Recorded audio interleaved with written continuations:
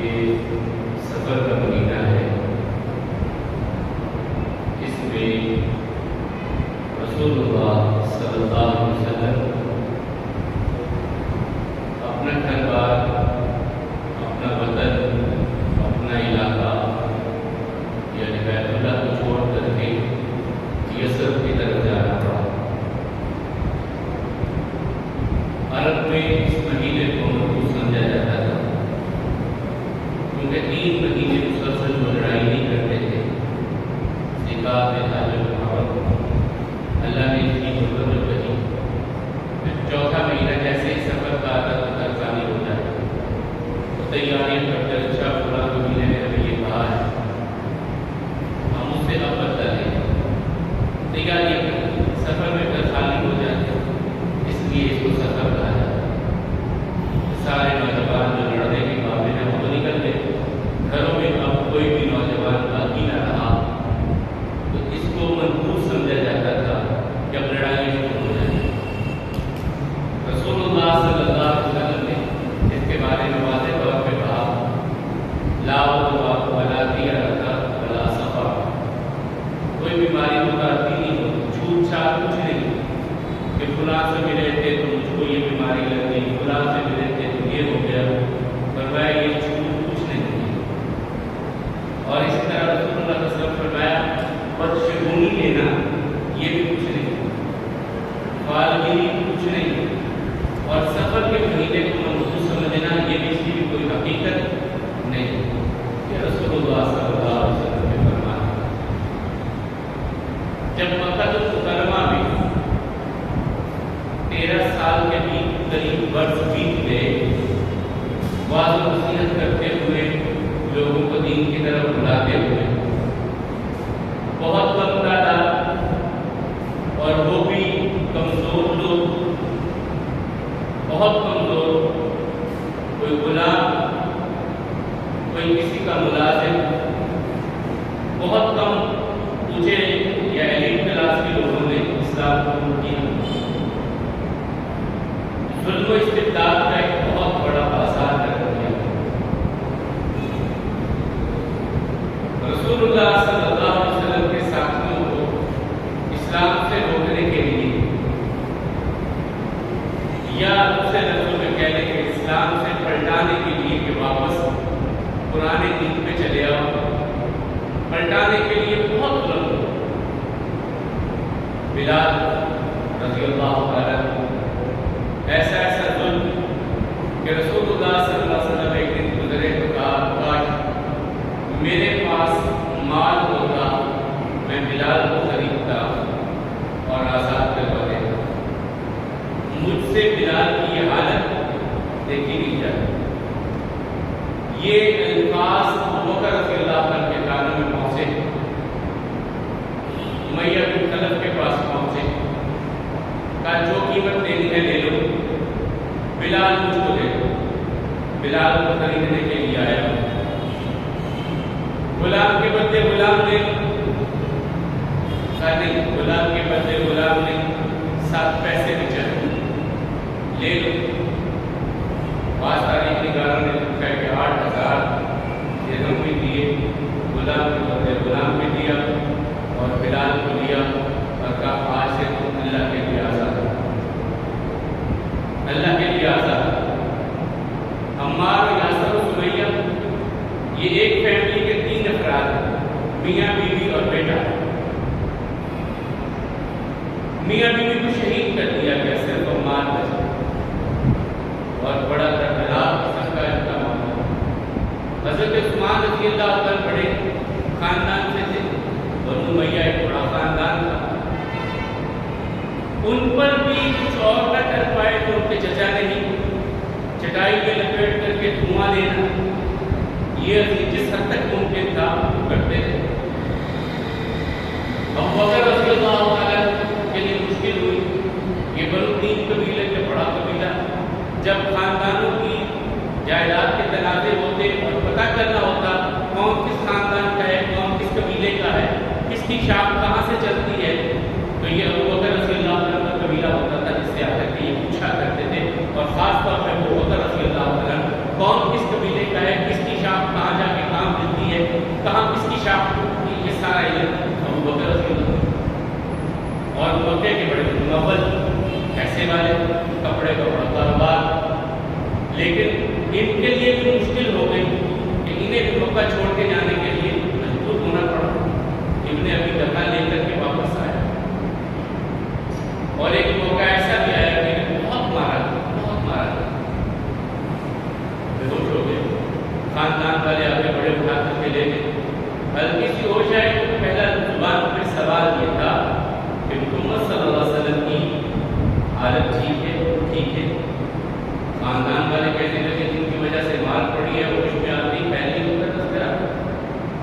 کہنے لگے اللہ کی قسم میں اس وقت تک نہ کچھ کھاؤں گا نہ کچھ پیوں گا جب تک مجھ کو یہ پتہ نہ چل جائے کہ رسول اللہ صلی اللہ علیہ وسلم ٹھیک ہے۔ ماں پریشان ہو گئی، بیٹے کچھ کھا تو دو، حلق سے کچھ نیچے تو اتارو، خون بہہ گیا ہے، اتنا مار پڑی ہے، کچھ کھاؤ پھر تو صحیح۔ کہا نہیں ماں اس وقت تک کچھ نہیں کھاؤں۔ وہ کسی طرح کرتے کراتے جب پتہ چلا رسول اللہ صلی اللہ علیہ وسلم کی طبیعت ٹھیک ہے، سیف ہے، محفوظ ہے، تو پھر ابو بکر رضی اللہ اس موقع پر پھر رسول اللہ صلی اللہ علیہ وسلم نے صحابہ کرام کو اجازت دی کہ آپ لوگ یہاں سے حبشہ چلے جائیں۔ یہ اب جو اس وقت ایتھوپیا کہا جاتا ہے، یہ علاقہ قریب قریب بنتا ہے، وہاں چلے جائیں، وہاں عیسائی سلطنت ہے، وہ کچھ نہ کچھ تو اللہ کی توحید اور وحدانیت اس کی طرف مائل ہے، ہمارے لیے وہاں آسانی رہے۔ اور اللہ تعالیٰ نے قرآن کریم میں یہ تذکرہ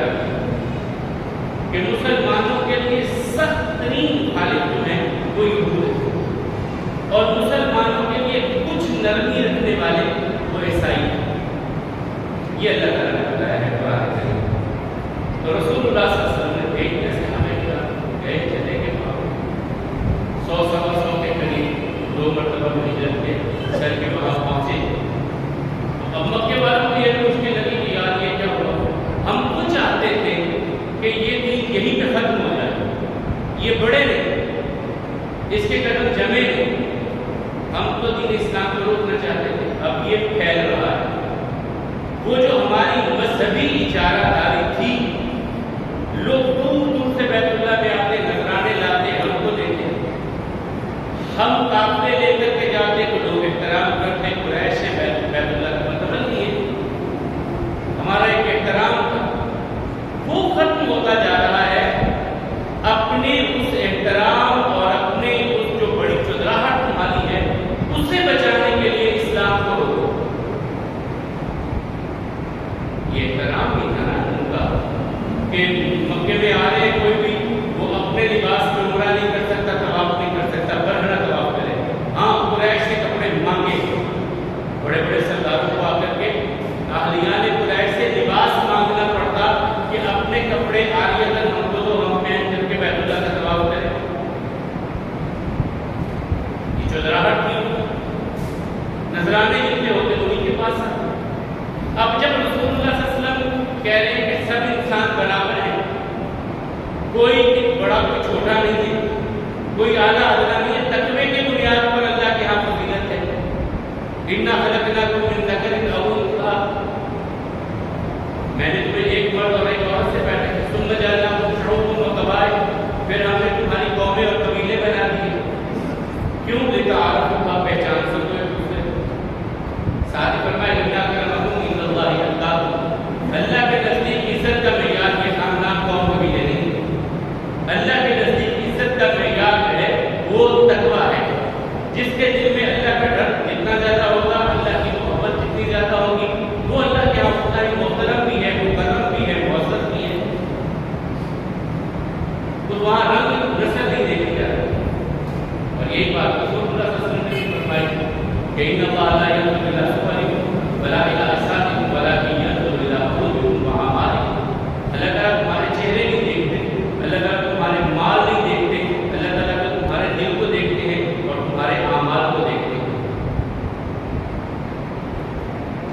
اب قریش کے لیے یہ مشکل کہ ہم اسلام جو کہتے ہیں کہ سب اور ایک صف میں کھڑے ہونا ہے، وہاں بلال بھی کھڑا ہے، تو اگر ابو جہل اسلام قبول کرتا ہے تو اسے بلال کے قدم سے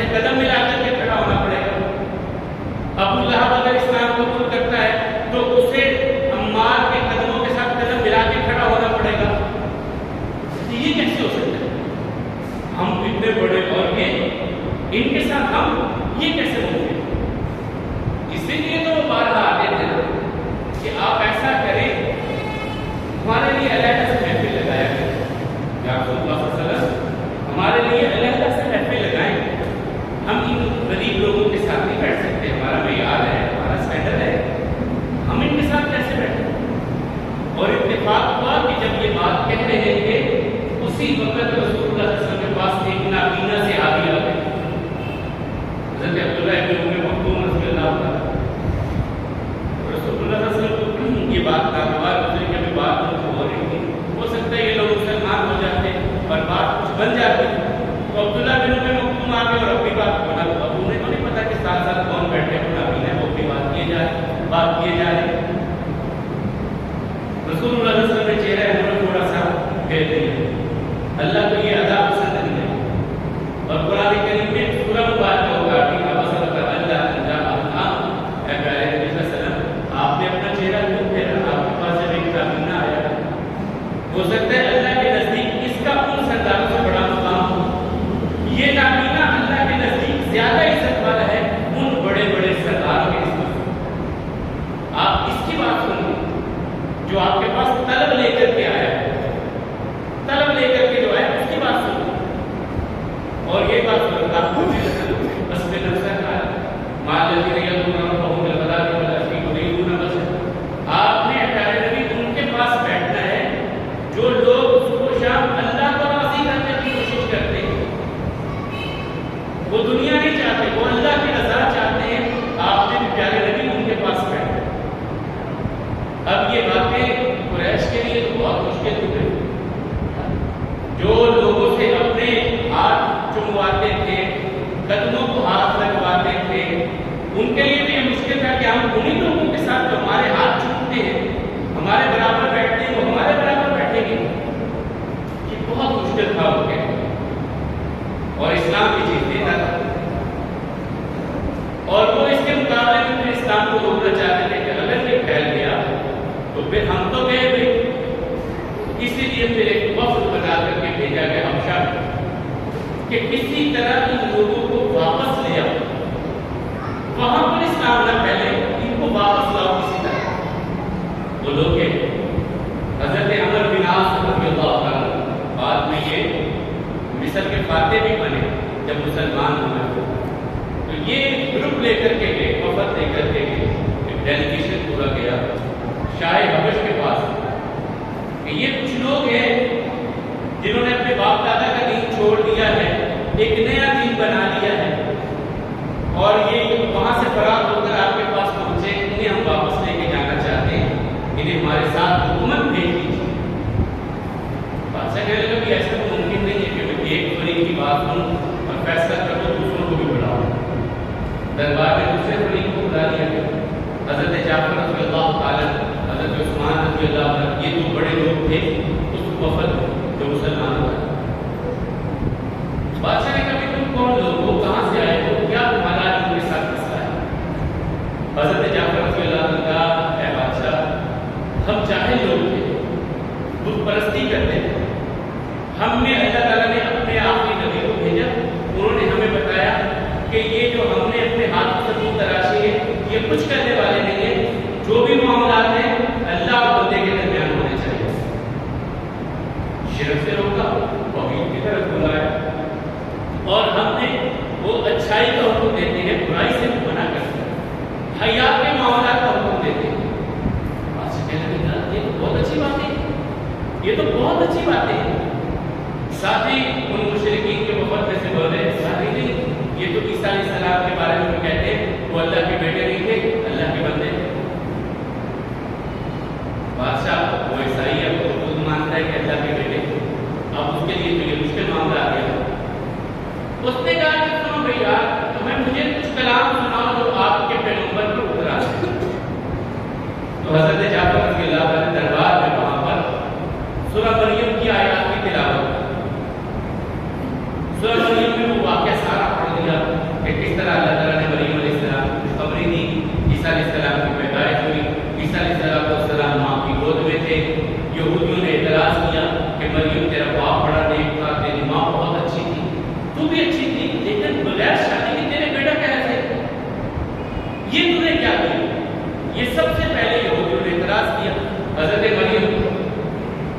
اور اس سے اعتراض سے پہلے حضرت مریم اللہ تعالیٰ سے کہہ رہی ہے یا اللہ میں قوم کو کیا جواب دوں گی؟ اس سے بہتر تھا کہ میں مر چکی ہوں، اب قوم مجھ پر الزام لگائے گی، میں ان کو کیا جواب دوں گی؟ تو اللہ تعالیٰ نے کہا کہ مریم بنانا نہیں ہے، جب لوگ سوال کریں تم سے کہ یہ بچہ کہاں سے آیا ہے، تم نے خاموش رہنا ہے، اس بچے کی طرف اشارہ کرتا ہے،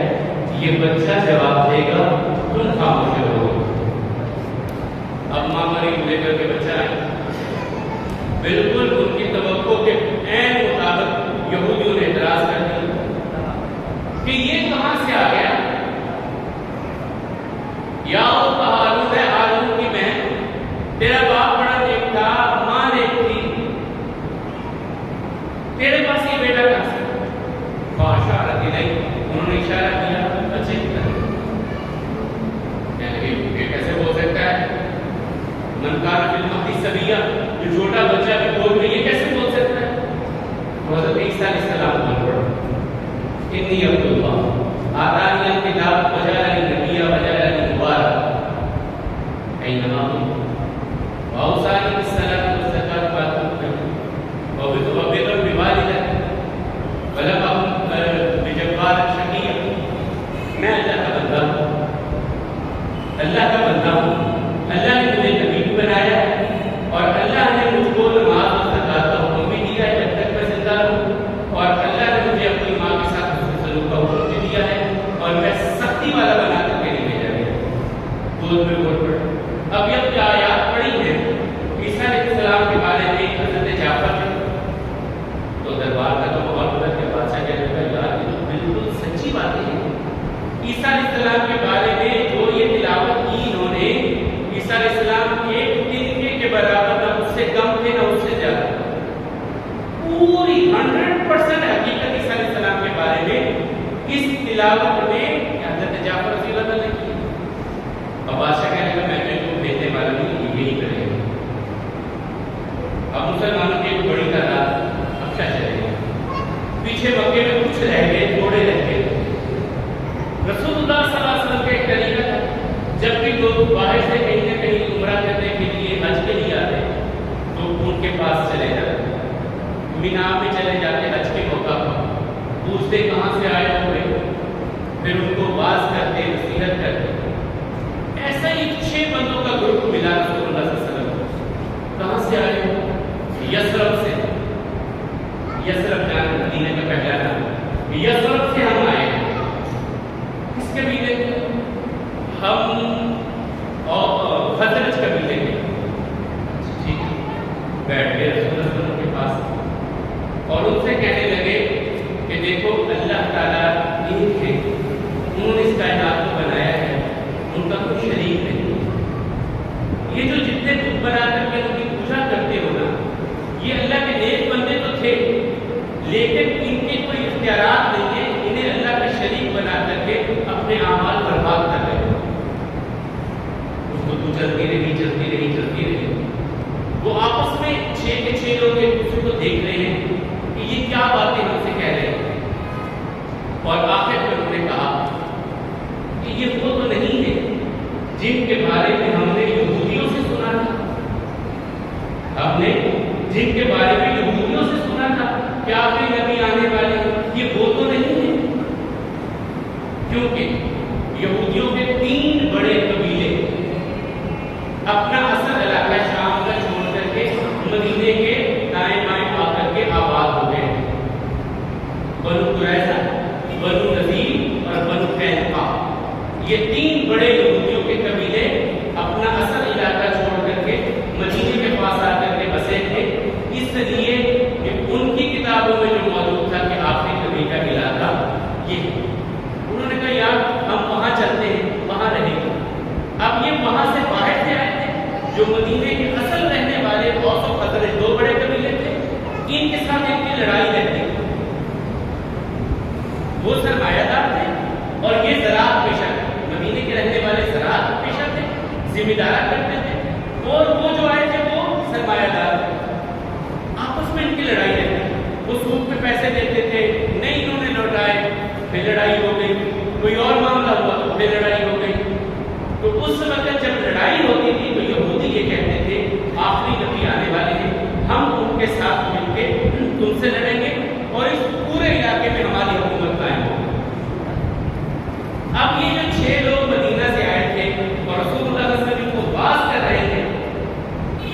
میں وہ باتیں دہرانے لگے کہ وہ جو یہودی کہتے تھے کہ آخری نبی آنے والے ہیں، جو باتیں وہ کہتے تھے وہی باتیں یہ کہتے ہیں کہ اللہ کے آخری نبی تو نہیں۔ سوچ میں پڑ گئے اور آپس میں ایک دوسرے کو کہنے لگے پھر تم اگر خیر تمہارے پاس چل کے آئی ہے تو اس خیر سے اپنی جھولیوں کو بھر لو،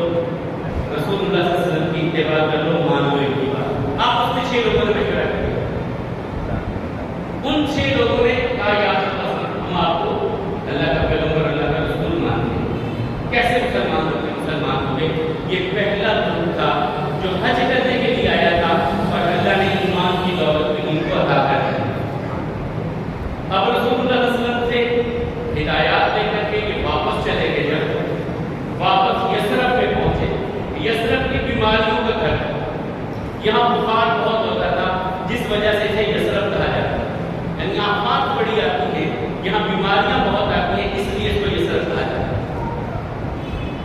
اب جب یہ واپس گئے دوسروں کو تبلیغ کرنے لگے، 1 سے 2، 2 سے 4، 4 سے 5۔ حضرت مصعب بن عمیر رضی اللہ عنہ جن کے بارے میں نے آپ کو پہلے بھی بتایا تھا کہ شاہانہ زندگی گزارتے تھے، خوشبو کمال کی کمال استعمال کرتے تھے، امپورٹڈ کپڑے اس دور میں پہنتے تھے، جس گلی سے گزر جاتے بعد میں بھی پتا چلتا کہ یہاں سے مصعب بن عمیر گزر کے گئے ہیں کہ ابھی خوشبو ان کی گلی میں ہوا میں رچی بسی ہوتی۔ ان کو رسول اللہ صلی اللہ علیہ وسلم نے کہا مصعب تم جاؤ مدینہ، جا کر کے لوگوں کو قرآن پڑھاؤ۔ یہ پہلے قاری بن کے گئے، اب جب دین کی طرف آئے وہ شاہانہ ٹاٹ پاٹ ختم ہو گئے، زندگی کا ایک مقصد بن گیا کہ میں نے لوگوں کو قرآن پڑھانا ہے۔ میں نے لوگوں کو، وہ جو پہلے تھا نا میں نے اچھے کپڑے پہننے، وہ ایک خواب تھا، ایک طریقہ اچھے کپڑے پہنوں، اچھے خوشبو، اب یہ بدل گیا، کہتے اب خوشبو قرآن کی پہلے، اب قرآن کی خوشبو ہر طرف پھیلانی ہے، یہ نظریہ بن گیا۔ اور مدینے آ کے اتنی محنت کی کہ 1 سال میں 6 سے 72 لوگ ہو گئے، 6 لوگوں سے 72 لوگ ہو گئے، اور وہ واپس آئے اگلے سال حج کے لیے کہ چلے رسول اللہ صلی اللہ علیہ وسلم سے ملتے ہیں۔ پہلے تو 6 لوگوں نے دیکھا تھا، اب یہ 72 ہوئے کہ چلے ہم بھی جا کر کے رسول اللہ صلی اللہ علیہ وسلم کے ہاتھ میں بیعت کرتے ہیں، ہم بھی اسلام کو قبول کرتے ہیں۔ یہ پہلی محنت جو تھی یثرب سے وہ واپس پلٹے، حج کیا، رسول اللہ صلی اللہ علیہ وسلم سے ملے، باتیں ہوئی، گفتگو ہوئی، اور وہاں کے ماحول کو دیکھا تو ان 72 لوگوں نے ایک بات کی، یا رسول اللہ صلی اللہ علیہ وسلم ہم سے یہ نہیں دیکھا جا رہا کہ جو آپ کی حالت ہے آپ چپ چپ کے باز کرتے ہیں، آپ کے لوگ آپ کو جو ہے وہ تکلیفیں دیتے ہیں، اذیتیں دیتے ہیں، آپ ایسا کریے ہمارے ساتھ چلیے، مصر چھوڑیے، یہاں سے وہاں چلیے، وہاں جا کر کے ہم آپ کو گھر بھی دیتے ہیں، جگہ بھی دیتے ہیں، آپ کے معاون بھی بنیں گے، وہاں جا کر کے آپ اسلام کا جو ہے وہ ایک گھر تعمیر کیجیے اور اللہ کے دین کی طرف لوگوں کو دعوت دیجیے۔ اس وقت رسول اللہ صلی اللہ علیہ وسلم کو کچھ خواب بھی دکھائی دے رہے ہیں، اور آپ جانتے ہیں کہ انبیاء کرام کے خواب وہی ہوتے ہیں۔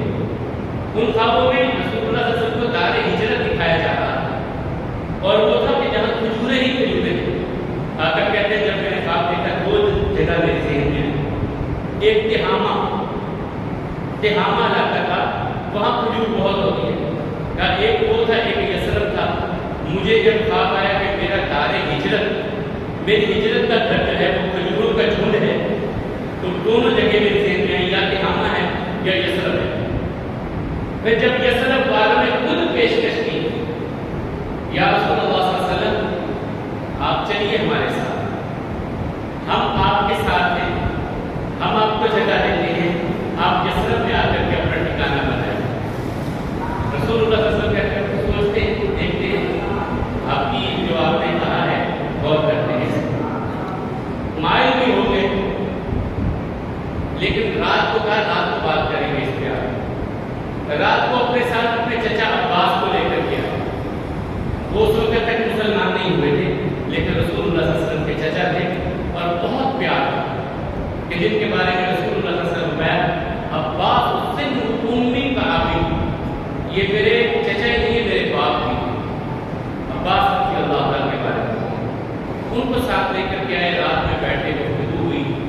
ان یثرب سے آنے والے لوگوں کے ساتھ، تو حضرت عباس رضی اللہ عنہ سنو بھائی، رسول اللہ صلی اللہ علیہ وسلم کو لے کر کے جانا ایسے ہی ہے جیسے پورے عرب کی مخالفت منہ لے لینا ہے۔ لوگ مخالفت کریں گے، بڑے بڑے قبیلے چڑھ دوڑیں گے آپ پر، یہاں تو ان کو ان کے قبیلے کی وجہ سے ایک تحفظ حاصل ہے۔ ہم مسلمان ہیں یا نہیں ہیں، لیکن ہم اپنے خاندان کے کسی فرد کی طرف کسی کا ہاتھ بڑھنے نہیں دیتے۔ لیکن اگر یہ یہاں سے وہاں چلے گئے، پھر ان کی سیکیورٹی بڑا مسئلہ بن جائے گا۔ تم بتاؤ، لوگوں کی مخالفت برداشت کر سکتے ہو؟ رسول اللہ صلی اللہ علیہ وسلم جب جائیں گے جنگیں بھی کرنی پڑیں گی، کر لو گے؟ یہ حضرت عباس بات کر رہے ہیں صرف بات سے۔ انہوں نے ایک بات کی، مگر اللہ کی قسم، جہاں رسول اللہ صلی اللہ علیہ وسلم کا پسینہ ہوگا نا، وہاں ہمارا خون ہوگا۔ جہاں رسول اللہ صلی اللہ علیہ وسلم کا پسینہ ہوگا، وہاں ہم اپنا خون بہا دیں گے۔ اور سچی بات ہے، انہوں نے اس بات پر 110% عمل کر کے دکھایا۔ نہ یاد ہے صرف ایک احد کی لڑائی میں 14 صحابہ ایسے کھڑے ہوئے، یعنی رسول اللہ صلی اللہ علیہ وسلم کھڑے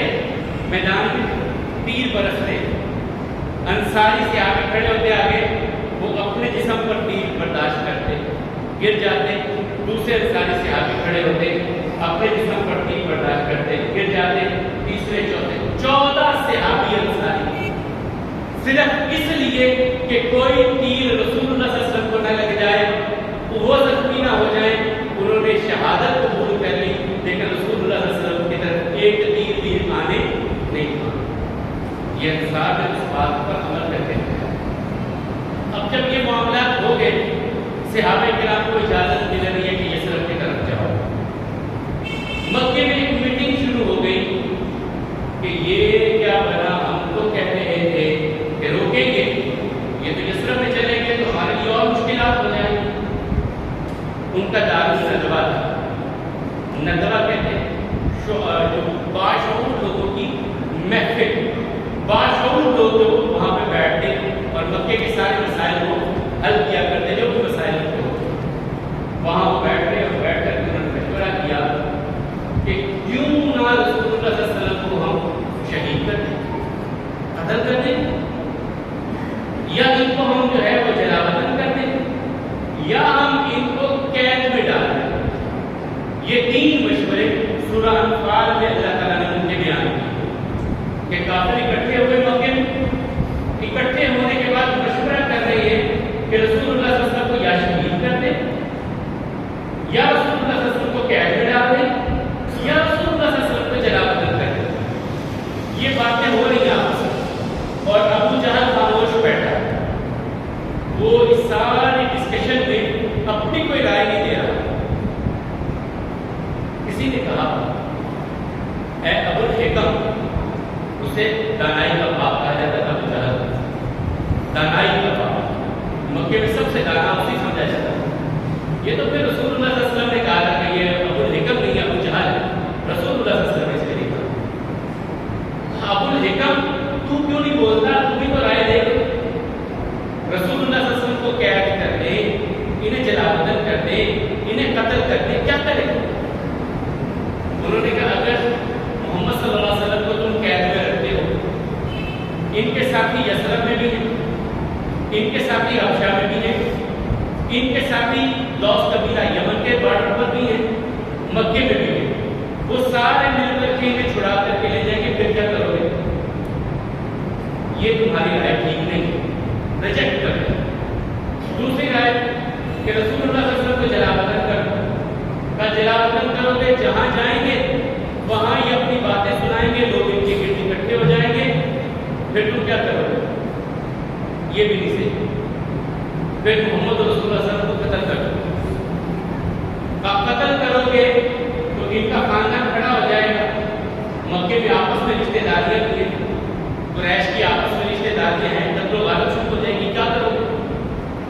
اس کا ایک حل ہے، ہر خاندان کے ایک نوجوان ہو، وہ اکٹھے رسول اللہ صلی اللہ علیہ وسلم پر حملہ کریں، رسول اللہ صلی اللہ علیہ وسلم کو شہید کر دیں،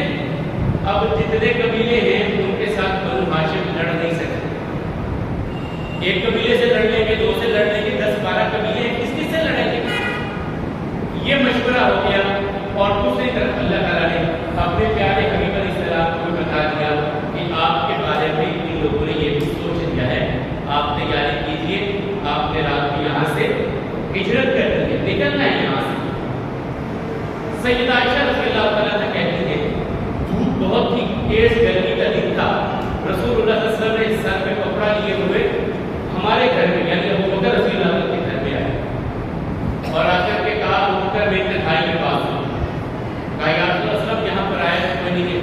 آپ کی بیوی عائشہ ہے، میری بیٹی اسماء ہے دوسری، میں ہوں، آپ سے بات کیجیے۔ کہا ابو بکر اللہ نے اجازت دی ہے کہ ہم یہاں سے ہم ہجرت کریں گے،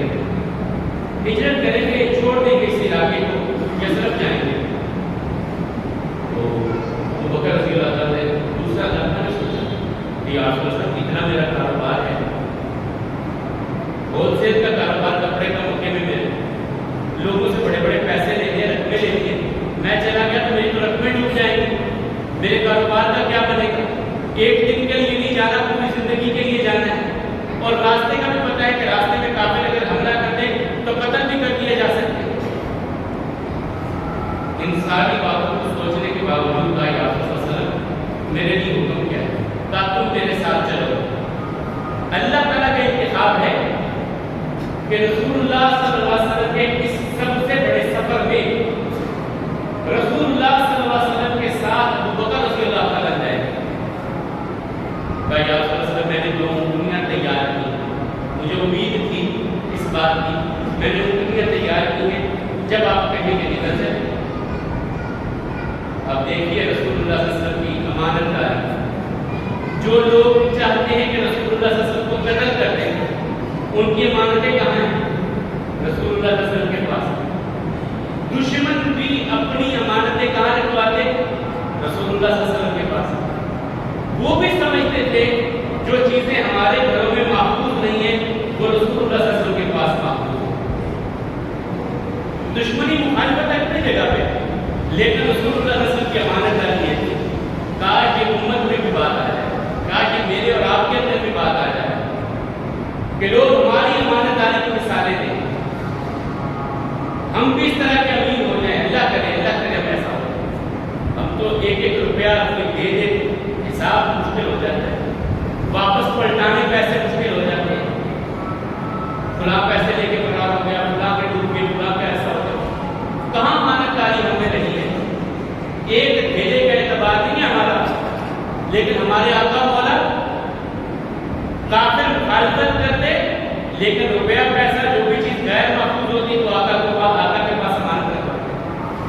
اور آقا نے یہ نہیں کہا کہ اچھا مجھے قتل کروانا چاہتے ہو چلو سب کچھ لے کے کوئی نہیں چلتا۔ علی رضی اللہ عنہ کو بلایا، سنو یہ فلاں کی امانت ہے، یہ فلاں کی ہے، یہ فلاں کی ہے، یہ فلاں کی ہے، سب کو واپس دے کے آؤں، میں مدینے جا رہا ہوں، تم امانتیں لوٹا کر کے پھر یثرب آنا، کسی کی امانت رہ نہ جائے، سب کی امانتیں ان کے سپرد کر دینا، پھر یثرب پر رک کر، اور آج رات میرے بستر پہ تم سو۔ انہوں نے بھی یہ کہا کہ یا رسول اللہ صلی اللہ علیہ وسلم آج تو کافروں نے آپ کو قتل کرنے کا پروگرام بنایا، آپ کے بستر پہ میں سو جاؤں؟ کہ یا رسول اللہ صلی اللہ علیہ وسلم میں حاضر، جو آپ کا حکم سر تسلیم ختم۔ کہتے آج تک پوری زندگی میں مجھے اتنی سکون کی نیند کبھی نہیں آئی جتنی سکون کی نیند اس رات رسول اللہ صلی اللہ علیہ وسلم کے بستر پہ میں سویا تھا، اس رات میں سکون کی نیند آئی۔ اب کافروں نے گھیرا کیا رسول اللہ صلی اللہ علیہ وسلم کے گھر، اور اس گھیرے میں اللہ کے رسول صلی اللہ علیہ وسلم نکلے یہاں سے، حضرت ابو بکر رضی اللہ عنہ کو ساتھ لیا اور لے کر کے غار ثور کی طرف نکلے۔ یہ الٹ راستے پہ ہے، ایک آدمی کو گائیڈ کے طور پہ لیا، عبداللہ بن بریکہ کے مسلمان دیکھا، اسے گائیڈ کے طور پہ پیسے دیے، اسے مطالب کیا کہ ہمیں تو نے مدینہ اس راستے پہ لے کے جانا ہے جس راستے سے عام لوگ نہیں جاتے، عام جو راستہ مدینے کا اسے چھوڑ کر کے دوسرے راستے سے لے کے جانا ہے، تیری منہ مانگی قیمت تجھے ہم دے دیں گے۔ اور وہ راستہ اب ہے، اللہ ہم سب کو لے جائے، مکہ سے جب مدینہ جاتے ہیں یہ جو مین روڈ ہے، اس روڈ سے اسے طریق الہجرہ کہا جاتا ہے، ہجرت والا راستہ۔ پہلے دوسرا تھا وہ بدر کی طرف سے جاتا تھا، عام جو راستہ تھا وہ بدر کی طرف سے جاتا تھا، وہ اور راستہ تھا، پھر طریق الہجرہ کا یہ سڑک بنائی گئی ہے۔ اس راستے سے رسول اللہ صلی اللہ علیہ وسلم نے ہجرت کی، راستے میں کیا کیا کچھ پیش آیا اور کس مدینہ بنا، اس پر انشاءاللہ گفتگو کریں گے اگلے جمعے۔ ہم بات کر رہے تھے کہ اسی مہینہ میں، سفر کے مہینہ میں رسول اللہ صلی اللہ علیہ وسلم کو مکہ چھوڑنا پڑا، اور مکہ کو چھوڑتے ہوئے آنکھوں میں آنسو تھے، اور کہا اللہ کی قسم بیت اللہ مجھے چھوڑ کے جانے کو جی نہیں چاہتا، لیکن تیرے رہنے والوں نے یہاں جینا مشکل کر دیا، میں مجبوراً تجھ کو چھوڑ کے یہاں سے جا رہا ہوں۔ یہ تھے رسول اللہ صلی اللہ علیہ وسلم کی ہجرت کے معاملات جو میں نے آپ کے سامنے رکھنے کی کوشش کی ہے۔ ہجرت میں آگے کیا کچھ ہوا، یثرب میں پہنچے، اور یثرب مدینہ النبی بنا، مدینہ النبی سے پھر مدینہ بنا۔ یہ ساری باتیں انشاءاللہ ہم اگلے اور اس سے اسی طرح کرنے کی کوشش کریں گے۔ اللہ رب العالمین ہم سب کی حال کرے فرمائے، اپنے خداوند سے درگزر فرمائے، ہم سب کی سستیوں کو دور فرمائے، اپنے دین کے استقامت نصیب فرمائے۔ مالک و مولا بیمار کو شفا عطا فرمائے۔ جتنے بھی ہمارے بہن بھائی خاص طور پہ دعا کے لیے ہماری مسجد کے خادم ہیں، وہ بھی ان کا آپریشن ہوا ہے، ان کے لیے بھی دعا کیجیے، اللہ مکمل صحت دے۔ اور دوسرا ہمارے بھائی ہیں محمد نصیب سنجو صاحب، ان کے والد گرامی بیمار ہیں، ان کی بھی دعا کی اپیل ہے۔ جتنے بھی لوگ جنہوں نے دعا کے لیے کہا کہ نہیں کہا، کہ اللہ جو مسلمان بیمار ہیں سب کو شفا عطا فرما، سب کی بیماریوں کو صحت میں تبدیل فرما دے، اور ایسی صحت عطا فرما جو سب کمزوریوں کو ختم کر دینے والی۔ اے مولا کریم جن کی اولاد ہے، ماں باپ کی آنکھوں کی ٹھنڈک بنا، والدین کے دست و بازو بنا، جو اولاد کی نعمت سے محروم ہیں نیک سارے اولاد عطا فرما۔ اے مولا کریم ہم سب کے گناہوں کو، وہ گناہ جو ہم سے مدد ہوئے ان کو بھی معاف فرما، جو گناہ ہم سے ثابت ہوئے ان کو بھی معاف فرما۔ اے مولا کریم ہمارے والدین، دوست، رشتے دار جو بھی اس دنیا کو چھوڑ کے تیری بارگاہ میں پہنچے، ان سب کی مغفرت فرما۔ اور اس وقت جو ہمارے بھائی ہیں سیلاب کی مسائل میں مبتلا ہیں، ہماری ان کے حال میں رحم فرما، ان کو بہتر نعمت بدل عطا فرما، اور ہم سب کو سجدوں کی توفیق عطا فرما، ہم سب تمہارے سجدوں کی توفیق عطا فرما کہ سب تم نے عطا کیا تیرے ہی سامنے جھکے، ہم سب کی نیک حاجات، نیک خواہشات، نیک تمناؤں کو پورا فرما، ان کو بھی حاضر کر